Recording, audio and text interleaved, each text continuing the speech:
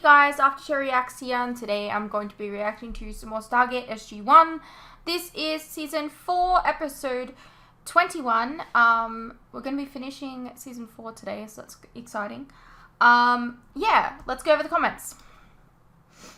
Fun fact, General Ryan, the general at the beginning of this episode, talking with General Hammond when Jack walks in, was the real General Ryan and Chief of Staff of the US Air Force at the time of filming. Ah, okay, so that's probably why they had him, like, freak out and stuff, so... Yeah, I would not have understood that otherwise, so thank you. Richard Dean Anderson asked General Ryan, do you really have Air Force colonels who act the way I do? And General Ryan replied, yes, and worse. Okay. In regards to the Zach guns, we call them duck guns here. But, you know, I forgive you for this momentary lapse. And the consistency of how long people are knocked out, if at all, after being shot. You're definitely not wrong about the inconsistency. In this particular episode, though, they do show briefly them putting smelling salts up to Jack's nose. I was wondering what that was, actually. After he falls, to make sure he doesn't fall completely unconscious. Okay. So it was like smelling salts. Okay.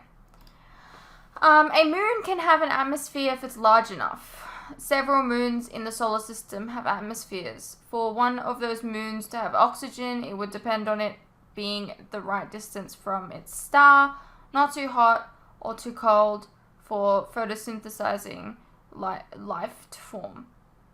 Well then, okay, I'm really stupid for asking this question, but I'm going to ask it anyways. Why do we call things moons then? If something is like has oxygen and the atmosphere for like,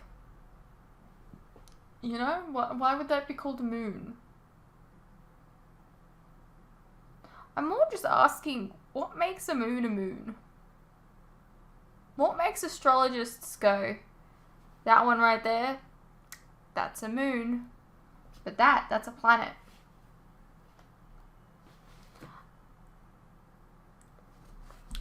Look, here in Australia, we're horribly uneducated at school. I'm sorry. But if I don't ask the questions, I will never know. Yes, a moon is simply a ball of rock. Maybe you guys are answering my question without even... Okay. That orbits a larger object. If the moon is large enough, it will have enough gravity to retain an atmosphere. I don't know of any offhand, but I'm sure there are many, if not in our own solar system, at least out there in the universe, where moons are bigger than the Earth itself. Isn't Pandora in Avatar also a moon? I remember being next to a gas giant. Man, I have not seen Avatar since it first came out, so I would not be able to tell you. A side note about that, anybody actually excited about the new Avatar film? Because I am not. I'm sorry. That ship has sailed. It was big when it came out, but I don't care anymore. You took too long to make it. I'm sorry.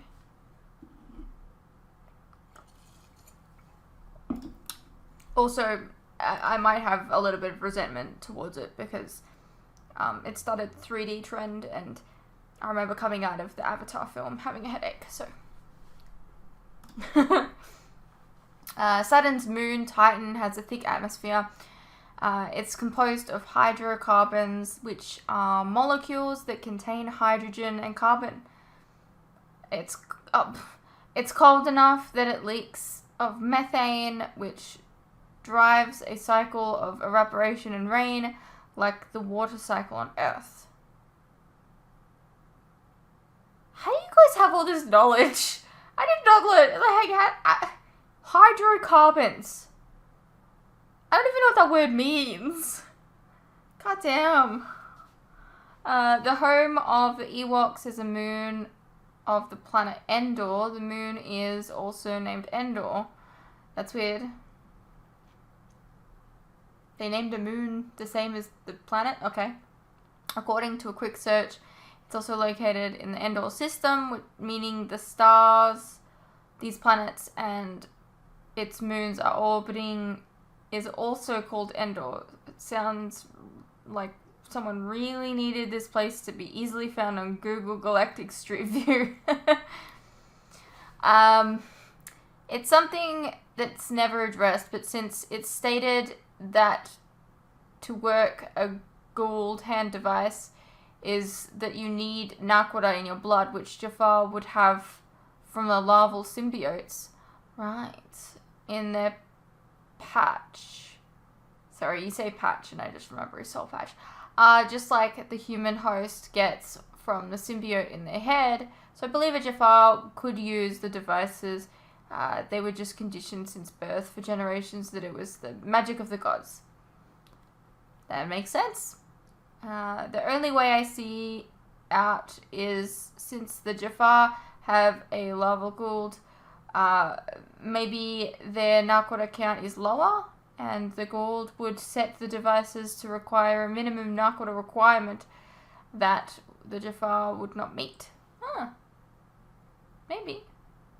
So my theory on the duck guns is that there will be a variation on the length of time that people are knocked out for, because everyone's body is different. Electrochemical stuff and all that. I mean, I guess, but I feel like, I don't know, that's kind of a cop-out. Well, not really a cop-out. I guess it makes sense. But I feel like, as a viewer, it should just be a consistent amount, you know? I don't know. And even the same person can and will have varying lengths of time depending on how different their own bodies are from time to time. I still think that my theory wouldn't account for big variations, but what we are talking about here is a theory from a non-expert on a subject that doesn't exist in reality. How weird it would be if it existed in reality. Oh, you're not... Get away from me. Oh no, I accidentally shot twice. They're dead now. Hi Shad, I'm doing okay. I'm glad you're feeling better. Thank you. Sorry. Wait. I've always thought the same. However, in this case, Jack woke up so quickly because they used the smelling salts to revive him. Yes. Okay. I'm glad you're feeling better. I do like this episode. It's not clear. It's not near the top at all, but I do enjoy it. I liked the real Chief of Staff Air Force making an appearance on the show. Very cool. I'm sure it was cool for you. I didn't know who it was, so... But I mean, I can understand getting excited about someone that you think is cool. I don't know. I love reveal episodes. I like it when they show numerous women in the role of not only the military, but having genius level intellect. Too often shows will have one smart woman and treat her like one of a kind, and the military women are often regulated to being yeoman, that's a military secretary or nurse only. Okay. Interesting. I think Jack's interactions with the snotty... I liked Jack's interactions with the snotty scientist. That guy sucked. Haven't watched the reaction yet, but I just wanted to say that the pilot of the show aired July 27th, 1997, so happy 25th birthday, Stargate. I actually posted the episode on the 28th, but... Did I? No, that might... You know what, either way, happy birthday, Stargate. I personally like this episode. I seriously considered attending the Air Force Academy back in high school, so I like seeing it represented in the beginning. Well, that's awesome. That's really awesome. You know, there's value in every episode for different people for different reasons. There was no value for me, and that's okay. But I also seem to have the this is a word you purposefully typed for me to try and pronounce, a proclivity for liking the slower episodes for some reason. Fair enough. I don't know. I just didn't really connect to it, I guess. Oh my gosh, I've got eyeliner in my eye or something. So you preferred episode 20 over 19. I'm the opposite. I found rewatching episode 20 a little difficult. Not really a bad episode. It just couldn't keep my interest. The storyline and plot, I guess, is one of those that doesn't really interest me. With episode 19, though, even though that particular episode was slow and not much happened, it is a reveal episode, and those are some of my favorite episodes. What? A reveal episode? I don't understand what you mean by reveal episode. I've got stuff in my eyes. It's not going well. What do you mean reveal episode? What was revealed? I don't know. Oh, as in like she was revealed to the Stargate? Like they showed her the Stargate? I don't know. So Daniel likes to die. Jack likes to be abducted by the Asgard. And Carter keeps getting mid-jacked. What the fuck is wrong with me? Mind-jacked. Oh god, I apologize. My brain is not good today, apparently. I feel Teal'c is just missing out on all the fun. Teal'c likes to get hit with doors. That was just one episode though, right? I don't know. Above and Beyond Tony, really excellent job. And then, while it wasn't stated in the episode, I think Pat was right. Junior has been known to protect Teal'c from a lot of stuff and heal him much more rapidly than any of his SG-1 teammates. It'd have been nice though if they had stated that that's why Teal'c was allowed to go home so quickly. Then again, Teal'c was also the first Prime for a fuck ton of years and is more than likely much more capable of getting over psychological effects of that depression-inducing light that a normal human would. It probably takes a lot of mental willpower to become the strongest Jafar warrior and be the right hand of a god.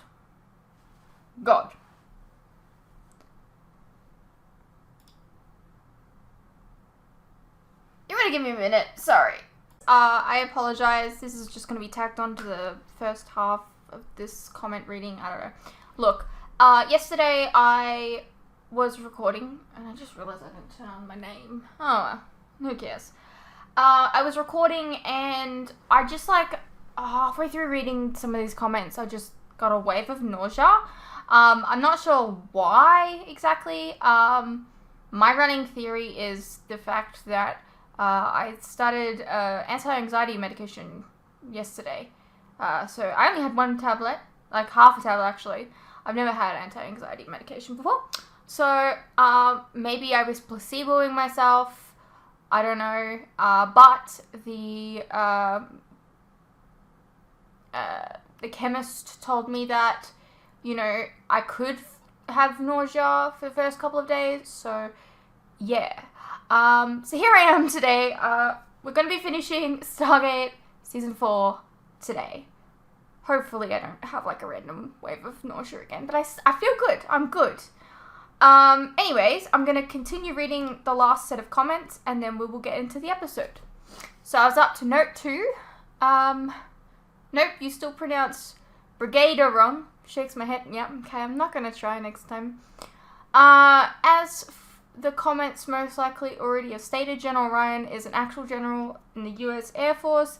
He may or may not have been on set because SG-1 has advisors from the US Air Force to help vet them on portraying the Air Force in a respectable manner. Side note, this is also where part of the Stargate conspiracy theory has its roots, a TV show about secret program run by the US needing input from the US military. Are they trying to cover up a real-life Stargate program? What do you guys think? Yeah, a teacher shouldn't tell their students to stay silent. They should encourage them to find problems, point them out, and they should listen to them if they have any ideas on how to fix problems. I agree. I can't tell you how many times I've just been shut down. Actually, I will tell you about a time. I was in IT, and I don't remember what exactly happened but like I was really far ahead in that class for some reason. I was doing really, really well. If this teacher hadn't have shut me down, I would probably be doing something in IT. I'd be coding, I'd be making websites, games, I don't know exactly, okay? But I was like 14 maybe in IT, and I pointed something out that they did wrong. And they told me off and told me I was wrong. And because of that, I just decided, okay, well, clearly I'm not as good at this stuff as I thought. But I know that I was right. Like, I knew that I was right about this thing, right? I wouldn't be able to tell you what it was now. But yeah, because of that, that kind of like shattered my, my feelings towards, computers in that aspect, if that makes, I don't know if that made any sense. Basically, I was turned off from working with computers and decided I didn't like that area anymore because of that teacher, because I was shut down.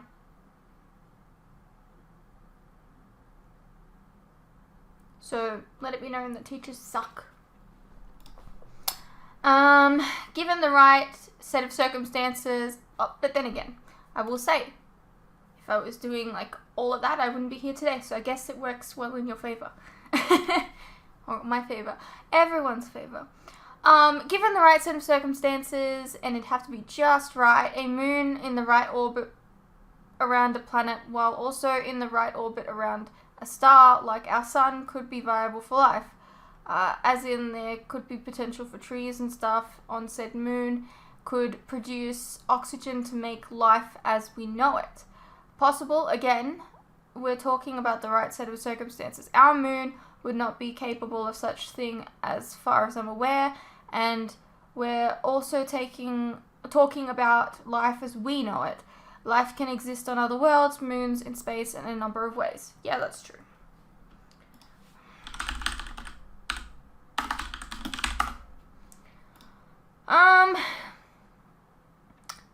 You're right. The episode 419 is a bit slow. I'm 20 minutes into the actual episode and nothing really interesting has happened yet. Like, Carter hasn't even taken that young cadet to the SGC and off-world yet. This is going to be a tough feed to edit. Pretty much with 420. I can already tell because I didn't really like either of this week's episodes. 10 seasons plus several spin-offs and movies. They can't all be winners. I am curious though if anyone thinks that this is like a perfect show. Like, if anyone loves every episode. I'm just curious. 10 seasons plus, and I just finished typing this and the cadet has arrived at the SGC. I thought it was a little easy for her to gain knowledge of the SGC, considering, I don't know, Jacob wasn't allowed to know. I don't know. I just thought it was a bit too easy. Whatever. Since you didn't understand, I'm gonna dumb it down for us. You're gonna love this. The light bugs became violent because the moon's position around the planet was right above that planet's north pole, which for some reason increased the magnetic pull of the planet that the planet had on the moon. Why did the bugs become violent? Wait for it. Magnets! O'Neill should have seen this coming, and we should have too. Okay. But that's not confirmed, though. Like, they leave it kind of open-ended whether or not that's the reason or if they were just getting revenge. There was no confirmation in the end of the episode. Given you do love the show, and given we're basically 4 full seasons in, I'll ask the obvious questions, and I'll give my own answer after. Who is your favorite character so far? Do you have one? Or do you have multiple? And why?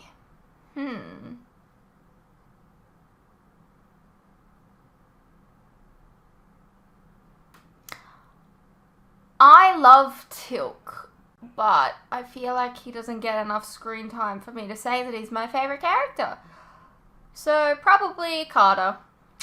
But I will leave you guys with a question. And the question is,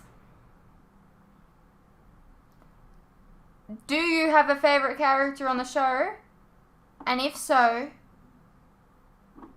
who? But only tell me if they've been introduced, okay? So, like, if you really like Steve from season 8, like, if that's your favorite character, I don't know if there's a Steve in season 8, but, like, if Steve from season 8 is your favorite character, don't say, hey, my favorite character is Steve, you'll love him in season 8. Just be like, my favorite character has not been introduced yet. That is all. That is all I want to know. As for why I like Carter, I don't know. I just think she's a pretty well written character. I don't know. Yeah, obviously I couldn't put scenes off for 20 in the intro because knowing you, and I know you well, you try and rewind and try and figure things out. So I took some older pictures from the cast and certain cool scenes, plus a picture of Chaka doing his issy pooping scene. Also, note I replaced the DC logo above the Stargate SG-1 with an ASR one and added little touch to make it all custom. I'm glad you liked it. I did. It was great. Update on this final intro I'll be making. I'm still working on it. The progress is slow. I'm hoping that with enough motivation I'll have it be able to finish it before the end of season 5. Well, that's something to look forward to. Blink and you'll miss it moment in 420 again. When the computer entity is recognizing SG-1 by showing their personal files on screen, it also quickly goes through a bunch of other personnel files. One of them is Lee Van Cleef. The name is made up, but the picture next to it is that of Peter DeLuise, the guy who wrote the episode. Oh, well, there you go. Interesting. I see and can agree with both sides on this. I'm on Daniel and Sam's side on this initially. The choice to try and communicate with the entity was the right one to make at first. It was a risky one, but as we saw, but still. This is, however, changed when Sam got taken over. O'Neill's instinct was to destroy it since he cares about her, and given the circumstances, if it invaded a person I loved, I would very much have agreed with O'Neill's way of doing things.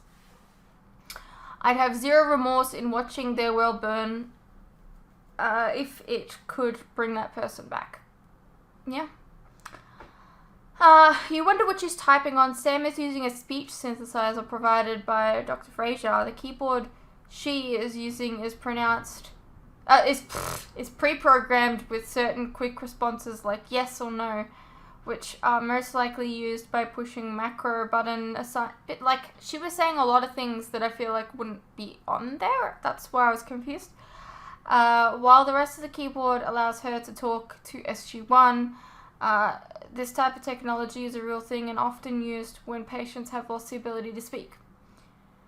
You might not believe in death in TV anymore, but I hope that doesn't limit your experience of watching these shows. Although Sam didn't die, Stargate is one of those franchises where a character's death will in some cases be permanent. Alternate Earth versions don't count as comebacks in my opinion. Since those are completely different people. I guess we'll see how it goes. Alright, we have an episode to get into. Rawr! Rawr. Why is he wearing a bandana now? Sometimes he wears a bandana. I don't know. Has he ever worn a bandana? I don't know. But he usually wears like a wide brim hat. Why is he wearing a different type of hat now? They are recent. How many? Several. These are the things I wonder. Take cover! Don't let him get shot again though. Drop your weapons and surrender. They don't look like Jafar. And where's Daniel's glasses? He does. There is no escape. Stand and identify yourselves. They need not. I know who they are. I'm sorry, Have we met? They are warriors from a planet called Earth. They are known as SG-1. Yes. How dare you return here? Return. I got a kazoo. You dare me to? I will try. I brace yourself with your ears. Fuck. I really hope that didn't hurt anyone's ears. If it didn't hurt anyone's ears, let me know and maybe it'll make a comeback next season. Hail Sindar, High Servant of Cronus. Who is this? They came through the Jeopardy. They are the ones who came before and fought against the servants of Heruer. You are the Shova Teal'c. My master will be most pleased. There is another who was with them. He escaped into the forest. He is their leader. Find him. He will not fail you. Good night, Hera. Good night, husband. Cronus comes tomorrow. I pray that he will reward us kindly for having captured the warriors from the planet Earth. I fear Cronus may be disappointed that our search parties have been unable to capture their leader. Is something wrong?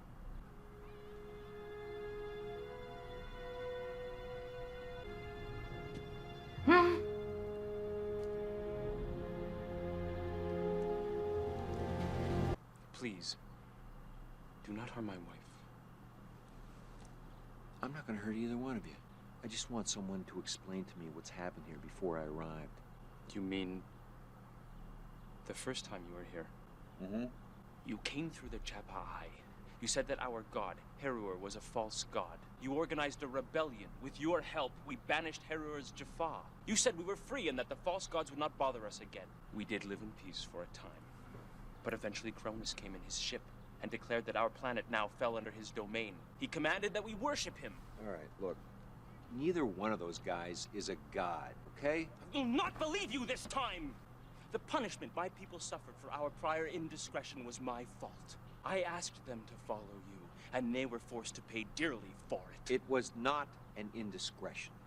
It was the right thing to do, no matter how it turned out. Do what you will. Tomorrow Cronus comes, and you and the rest of your kind will face the consequences. Whatever. There will be no escape. Close your eyes. Close your eyes, please. How long are we to remain like this?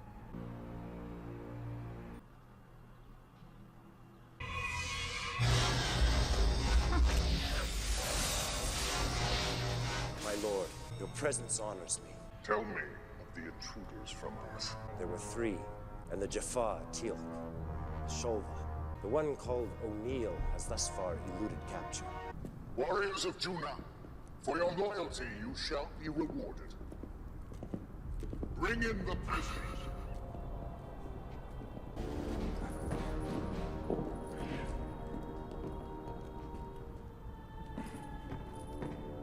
The treaty between the System Lords and the Asgard does not protect you here. I once told you that if you were ever at my mercy, I would not be kind. You will not be fortunate enough to die as quickly as your father did by my hand. So your fate will be much worse. You will all pay for Disagree. your sins. Come forward.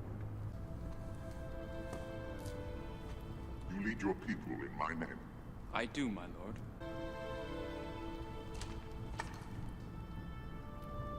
Take it.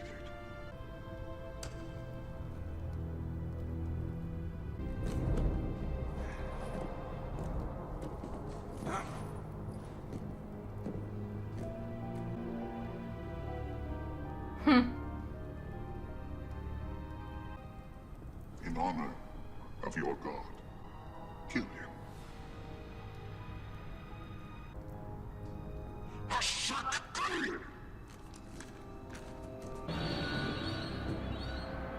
Kill him! Bit of a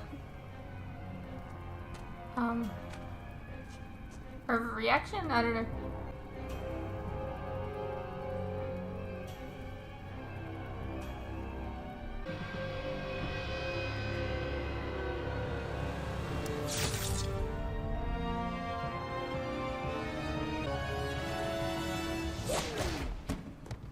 What the fuck?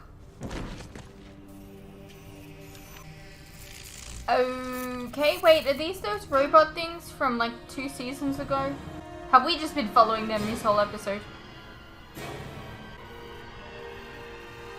What was it? Like, is it the same things?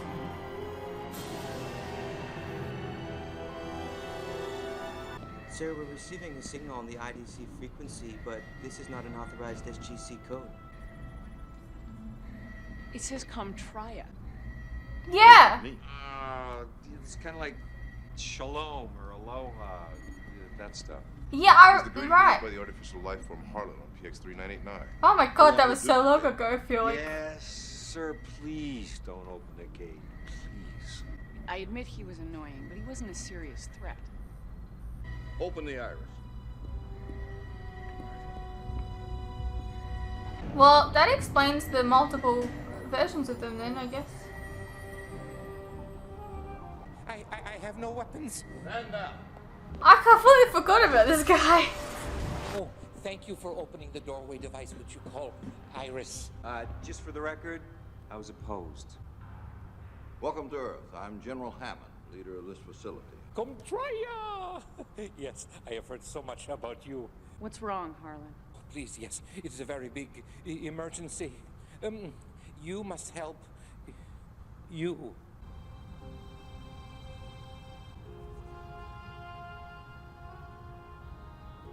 Wasn't there something about how they couldn't survive? Like, without his charge or something? Am I misremembering things? I don't know. How could they possibly be here if they... I don't know. What are you? Now, from the beginning. Yes, they were not happy. They could not stop being you. The portable power pack you invented. The robot me. It was ingenious. Even Goa'uld would have been impressed. I have Okay. it on my chest right now. Would you like to see it? Yes. No. You can show her later. What has happened? It was unlike anything I have ever seen.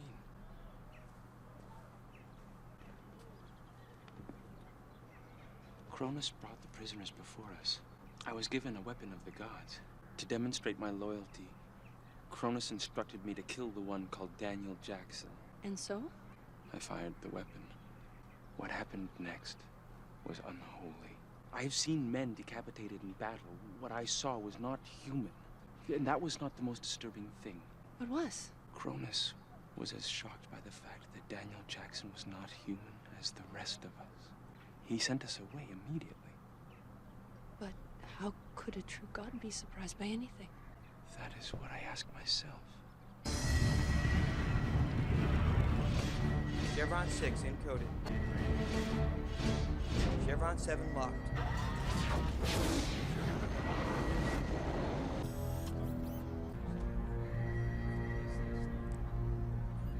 Wow. Never get used to that. This is General Hammond of the SGC. Hey, George, how you doing? Who else you got there with you? Major Carter, Teal'c, Colonel O'Neill, and Harlan. Harlan! I told you to stay away from Earth! Yeah, well, I told you to bury your gate. Well, you seem to think that solves a lot of problems, don't you? SG-1 was following my orders. I'm sorry, I did not know what else to do. Please, return to our planet. We can't do that just yet. Do not shoot. I wish to help you. Why? I now believe you spoke the truth about everything, including the gods. Why should I believe you? You must trust me as I must trust you. I'm sorry about the one called Daniel. Get over here. It's Darian. George Hammond and the other SG. Let's find out. Hey, you're the other pal. Do we really have time for semantics here? What exactly is the current situation? Our Daniel is dead. Oh my. Carter and Teal'c have been captured by Cronus. He's got a ship in orbit, and his Jaffa are everywhere. So it's Darian and me. Please, Help us. SG-1 is on its way. Thanks, George. Harlan, you stay there. That's the only episode he's in. Fascinating technology. Find out how they work. Hey! What the hell do you think you're doing? Same thing you do, only better. What does that mean? Better? It means better, stronger, faster. You're not me and you don't work for the Air Force. No, but that doesn't mean I can't do the job. What job? Explore the universe? Fight the Goa'uld? Oh, what, like now? Hey, you made this mess. What we did was help these people. Oh, come on, I know you better than that. You screwed up, and now you're embarrassed. Well, that's not the point. And like, I'm gonna spend my eternity on that lame-ass planet. Shh. You gave me your word. Oh, is this the first time you've lied to yourself?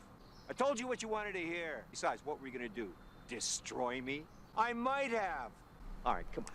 Bring it on, Flyboy. Let's go. Come on. Oh, you little shit. Sirs, as much as I'd like to see how this Oh, plays that looks out, a little is there janky. something more important to do? What can so few of us possibly do? Couldn't get Hammond to spring for more troops? He's like I didn't a ask. completely different shade. Who's our problem? I guess we can't expect any help from the rest of the Juna people. No. We convinced your people to oppose the Goa'uld once before.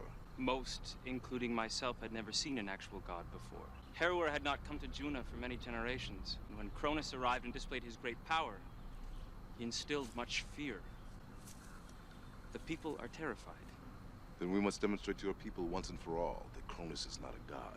I assume you have a plan to back up that rather bold yet cryptic statement? Yes? Do you have a plan, Faker Neil? It's not safe to stay here. The forests are heavily patrolled. There is a way into the main chamber. Yeah, by putting the robot at risk. Fine. I'll do it. It's all right, I can handle it. This is very strange to me. This kind of thing happens to us all the time. So how many Jafar are we gonna have to deal with on that ship? As many as 1,000. But that is not the problem. What is the problem? The rings must be activated from within the ship. Now see, you didn't mention that before. We had very little time to formulate this plan on here. It's all right. Carter and Teal'c might be able to help. The other ones. The other ones? How are they gonna know what to do and where? I can communicate with them. I've been maintaining radio silence to protect my location. I don't see a radio. They're internal. So you can actually send a Wait. signal to... Excuse me.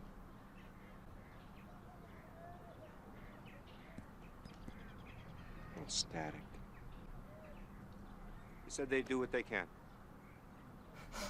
What about the Jaffa on the ship? Once we have reached the Peltec level, the other levels can be sealed off. Cronus will have very few Jaffa remaining for support. What do we do with the other Jaffa once we've dealt with Cronus and taken over the ship? We offer them freedom. Reports. The intruder has been captured.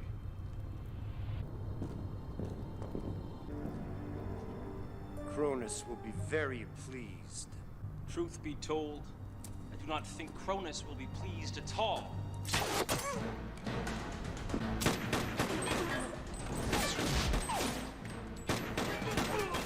Shoot him in the face! Always go for the face! Not the silly armor that's keeping him alive.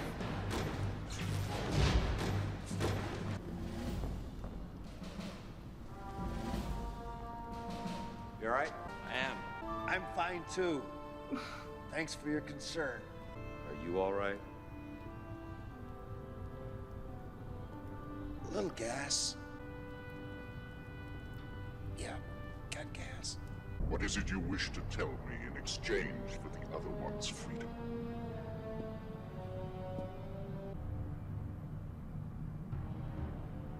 Was to seek revenge for the death of my father.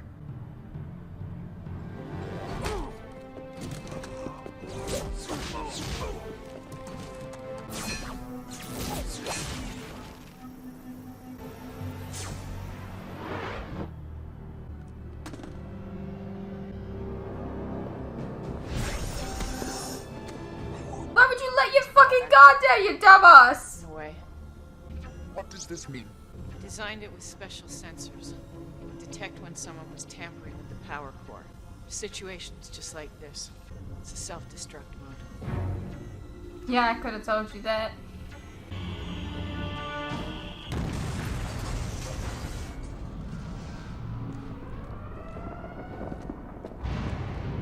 Go.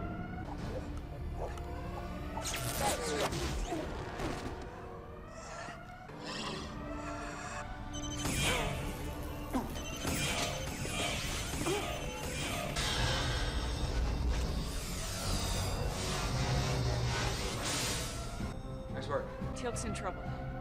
Where? He's on the Peltac with Cronus.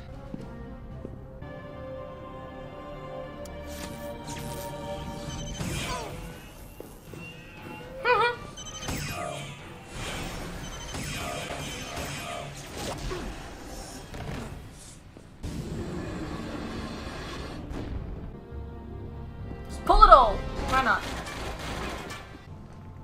Oh, what? That went through him and into you? What the hell?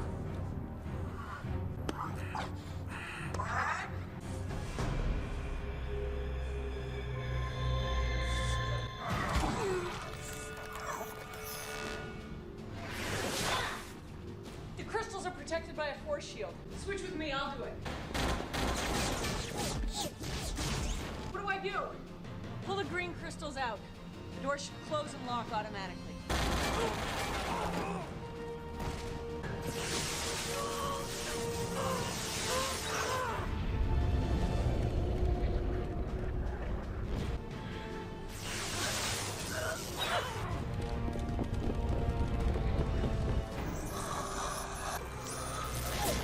Stop hurting Teal'c.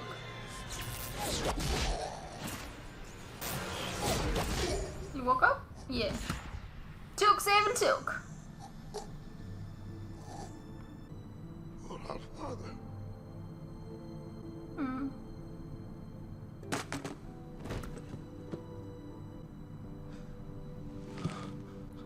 His little looks fine now. For like someone that was just going. Sorry, I don't know the voice.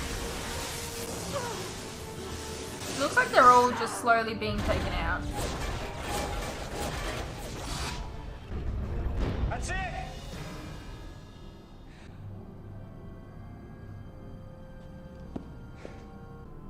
Yeah, they're all slowly just dying. Conveniently, I think, but sure.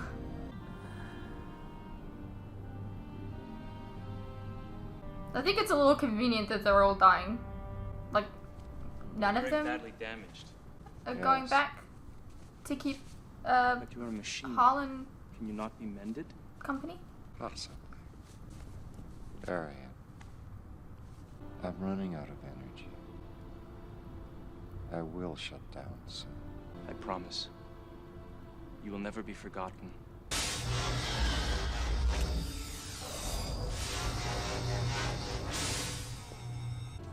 Why did you come back?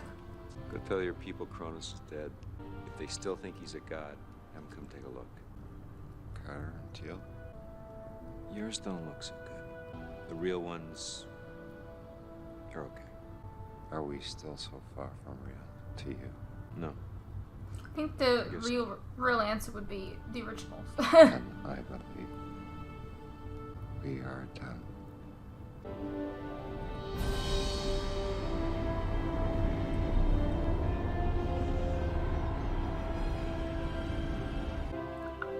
I'm a little confused by that part just there, but okay. Alrighty, well that was season 4, episode 21 of Stargate SG-1. I like that we came back to like the Comtria dude. It's been so long since, you know, it's been so long since I watched that episode actually. Let's find out. Was it in season 1 or season 2? Don't worry, you don't have to tell me because I'm literally looking right now at my thumbnails. Okay. Comtria dude. Yeah, it was Tin Man, so that was season 1, episode 19. Now, I want you to keep in mind that, like, I binged that, and then I started posting those, like, week by week. So that shit was like so long ago for me. I can't believe that we came back to that. I like that. I think it was a bit convenient that they all like died in the end. None of them could have gone back to Harlan and kept him company, but that's kind of rude for him. But yeah, I mean, when it comes down to it, if they were going around to different planets and like trying to fight the Goa'uld, they're making more enemies that SG-1 wouldn't know about. Like, in this episode, they went to somewhere that SG-1 had already gone. But what if it was the other way around, and SG-1 had gone to a place that, I'm gonna call them the Tin People. The Tin People had already gone. So it's like, imagine if it was the other way around, and they didn't realize why they made an enemy. But like, it was because of these guys. Like, you know what I mean? They could be making enemies out there that, you know, SG-1 isn't prepared for. So I guess it's a good thing that they're not going out anymore because they're dead. But yeah, I don't know. What did you guys think? Let me know, and I will see you in the next one.